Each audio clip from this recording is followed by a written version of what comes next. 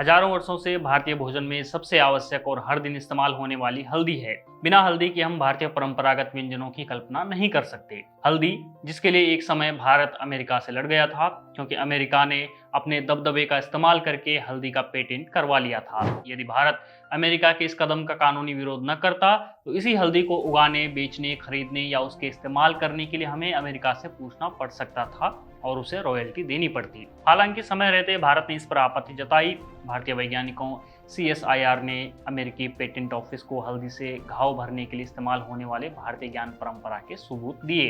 इसके बाद अमेरिकी पेटेंट ऑफिस ने इस पेटेंट को रद्द कर दिया था और भारत से जुड़े पारंपरिक ज्ञान को ही माना गया।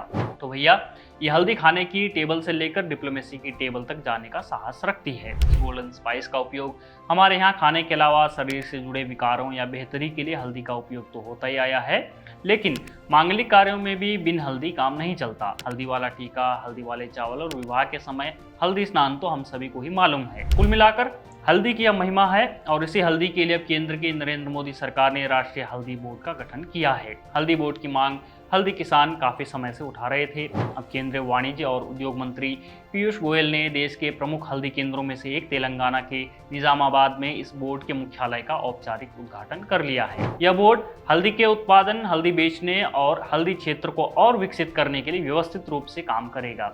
साथ ही यह बोर्ड मसाला बोर्ड और अन्य सरकारी एजेंसियों के साथ भी मिलकर काम करेगा। अब यह सवाल उठ सकता है कि मसाला बोर्ड तो था ही, फिर हल्दी बोर्ड अलग से बनाने की क्या जरूरत पड़ी। देखिए, भारत दुनिया का सबसे बड़ा देश है जो सबसे ज्यादा हल्दी पैदा करता है, सबसे ज्यादा हल्दी का उपयोग करता है और दुनिया को सबसे ज्यादा हल्दी भी बेचता है। आंकड़ा देखिए, हल्दी के वैश्विक व्यापार में भारत की हिस्सेदारी 62% से ज्यादा है।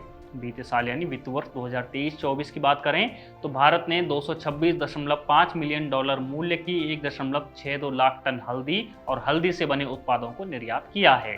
भारत में इस समय लगभग 3.24 लाख हेक्टेयर में हल्दी का उत्पादन होता है। देश के 20 राज्यों में हल्दी की 30 से अधिक किस्में उगाई जाती हैं और इसमें भी प्रमुख रूप से हल्दी उत्पादक राज्य महाराष्ट्र, तेलंगाना, कर्नाटक और तमिलनाडु हैं। भारत के हर राज्य, हर क्षेत्र में हल्दी की अलग अलग और स्पेशलाइज्ड किस्में पैदा होती हैं। जैसे मेघालय में लाकाडोंग नामक हल्दी पैदा की जाती है, जिसमें औसतन 60% तक करक्यूमिन पाया जाता है, जिसका इस्तेमाल कैंसर के इलाज में होता है। दुनिया में यह सबसे बेहतरीन किस्म की हल्दी में से एक मानी जाती है। तो सवाल का जवाब यही है कि हल्दी कोई साधारण रसोई मसाले नहीं है, ये रसोई मसाले से कहीं अधिक है और इसीलिए इसे रेगुलेट करने के लिए एक अलग बोर्ड की जरूरत थी।